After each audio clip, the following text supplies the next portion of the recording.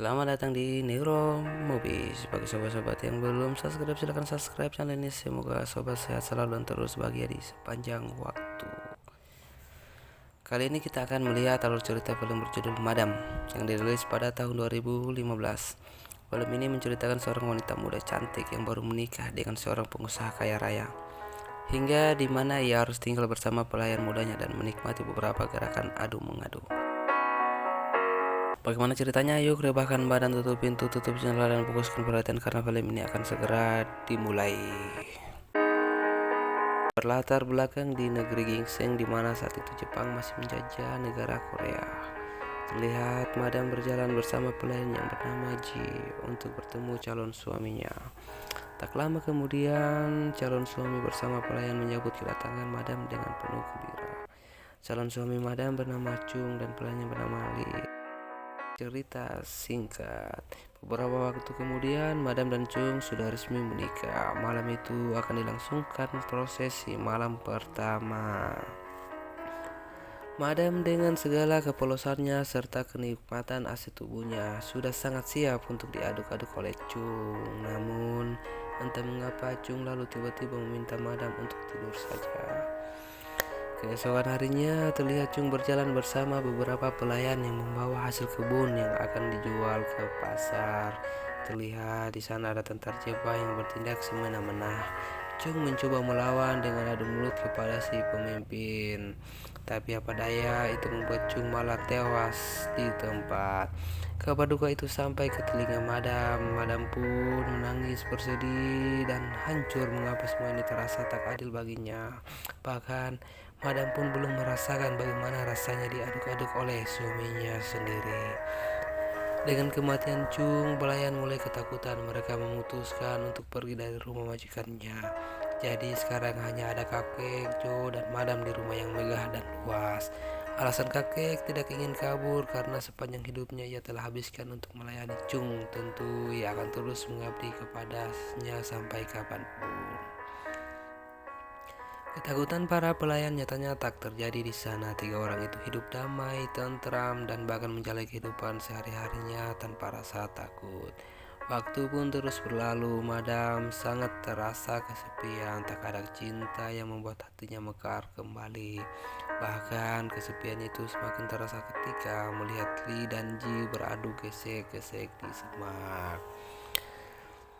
Jo yang melihat kejadian barusan terus kepikiran. Ia penasaran bagaimana rasanya dicintai seseorang. Malam-malam ia lalui dengan terus melamun. Mungkin saja Madam adalah jawaban dari rasa penasarannya itu. Suatu hari ketika berada di pasar, Jo dan kakek melihat warga yang melakukan penyerangan dan membunuh penjajah.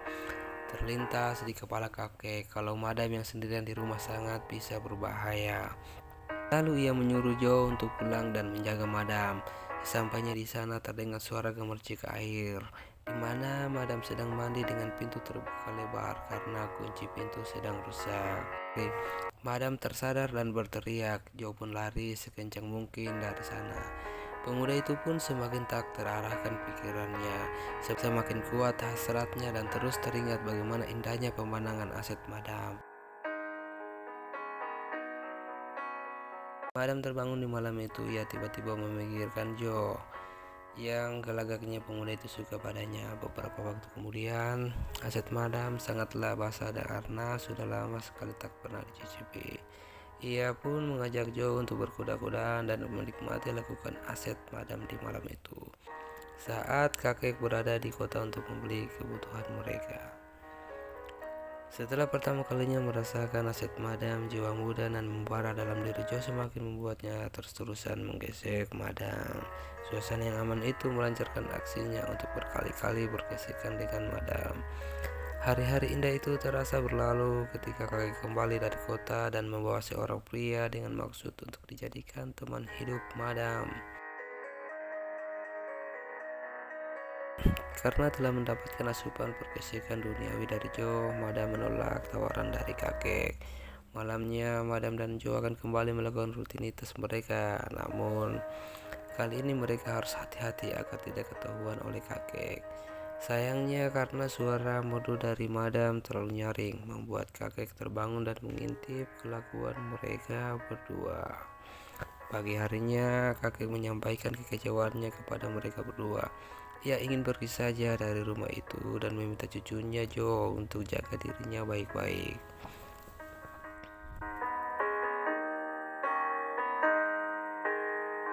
Kejadian itu membuat Joe dan madam semakin bebas, tak perlu takut ketahuan dan terus-terus saling memadu kasih. Di suatu malam mereka dikagetkan dengan suara rusuh dari gudang. Setelah dicek, itu penjajah Jepang yang terluka cukup parah. Madam yang hatinya memang baik sehingga menolong tentara Jepang tersebut. Walaupun Joe mengingatkan hal ini bisa membahayakan mereka berdua. Mereka merawatnya dan memberi makan layaknya kerabat mereka sendiri. Tapi si penjajah mulai tergoda ketika melihat madam yang begitu cantik. Tentu Joe mulai was-was dan takut kalau wanitanya diambil oleh tentara Jepang. Sementara itu di luar terlihat tentara Korea melintas. Mereka mencari penjajah Jepang yang telah dipukul mundur. Salah seorang tentara menemukan jejak musuh yang mengarah ke rumah Joe dan madam. Lalu Joe diinterogasi oleh tentara Korea dan rumah mereka digeledah. Dan beruntungnya tak menemukan apa-apa. Pak penjajah mengucapkan banyak terima kasih karena telah menyelamatkannya sambil memegang tangan madam. Kini Joe merasa tersaingi karena melihat si penjajah itu semakin hari semakin dekat dengan madam dan memutuskan melaporkan keberadaannya kepada tentara Korea. Ketika itu terjadi, si penjajah melampiaskan emosinya dengan membuat madam tak sadarkan diri dan berencana untuk mengaduk-aduknya. Belum sempat dilakukan, di luar Joe kembali dengan beberapa tentara Korea yang membuat si penjajah langsung menembaki mereka. Terakhir, si penjajah berniat menghabisi nyawa Joe. Beruntung madam sudah sadar dan langsung melakukan perlawanan. Madam dan Joe mengusir orang jahat itu dari rumah mereka. Merasa tak aman lagi tinggal di rumah ini, madam bersama Joe memutuskan untuk pergi ke tempat lain yang menurut mereka lebih aman dan damai. Mereka akhirnya menemukan tempat itu dan tinggal di rumah baru mereka sehingga mereka hidup bahagia dan damai di sana. Oke, kisah-kisah seperti ini bisa saya terjadi di sekitar kita, seorang anak muda yang cukup beruntung dan beruntung. Terima kasih telah menonton video ini. Jangan lupa like, comment, and share video ini. Bye bye. Salam dari saya Nero Mopis.